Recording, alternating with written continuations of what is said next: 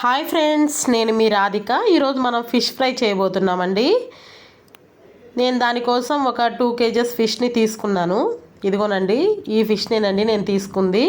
దీన్ని ఇప్పుడు కట్ చేయించుకొని తీసుకెళ్తున్నాను ఇంటికి. ఇంటికి వచ్చిన తర్వాత వీటిని శుభ్రంగా వాష్ చేసుకోవాలండి. ఫస్ట్ కల్లుప్పుతో బాగా వాష్ చేసుకోవాలి. 2-3 టైమ్స్ వాష్ చేసుకోవాలండి వాటర్లో వీటిని. అప్పుడు చాలా అంటే నీచు వాసన రాకుండా, స్మెల్ రాకుండా బాగా వాష్ చేసుకోవాలి. కల్లుప్పుతో వాష్ చేస్తే బాగా కొంచెం తెల్లగా వస్తాయి పీసెస్, నీట్గా ఉంటుందండి, స్మెల్ కూడా పోతుంది. ఇలా బాగా వాష్ చేసుకొని 2-3 టైమ్స్ మనం ఈ ముక్కల్ని ఒక బౌల్లోకి తీసుకుందాం. ఇదిగోనండి, ఇప్పుడు నేను ఒక బౌల్లోకి తీసుకున్నాను. ఇప్పుడు వీటిని ఫ్రై ఎలా చేసుకోవాలో చూద్దాము. నేను ఒక బౌల్లో తీసుకొని వాటిలో ఉప్పు, పసుపు, కారం వేసుకుంటున్నాను. కొద్దిగా అల్లం వెల్లుల్లి పేస్ట్ వేస్తున్నానండి. ఇందులో ఎలాంటి పౌడర్స్ యూజ్ చేయట్లేదండి.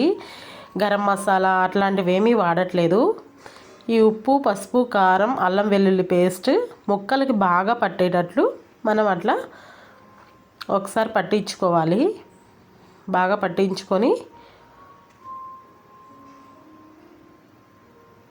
ఇదిగోనండి, ఇది వీడియోలో చూపిస్తున్నట్లు అలా బాగా పట్టించి అలా ఒక 10 minutes పాటు మనం రెస్ట్ ఇవ్వాలి.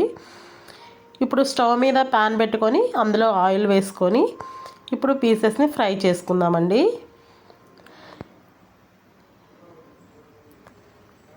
కొన్ని బ్యాచెస్గా ఫ్రై చేసుకోవాలండి. ఎందుకంటే ఫిష్ విడిపోతుంది కదా, మనం జాగ్రత్తగా తీయాలి. చాలా బాగా ఫ్రై అవుతాయి. బ్యాచెస్గానే ఫ్రై చేసుకోవాలండి. ఫిషెస్ అన్నీ ఒకసారి వేసి ఫ్రై చేసుకోకూడదు, అప్పుడు అవన్నీ విరిగిపోతాయండి ముక్కలు. అందుకని జాగ్రత్తగా ఫ్రై చేసుకోవాలి.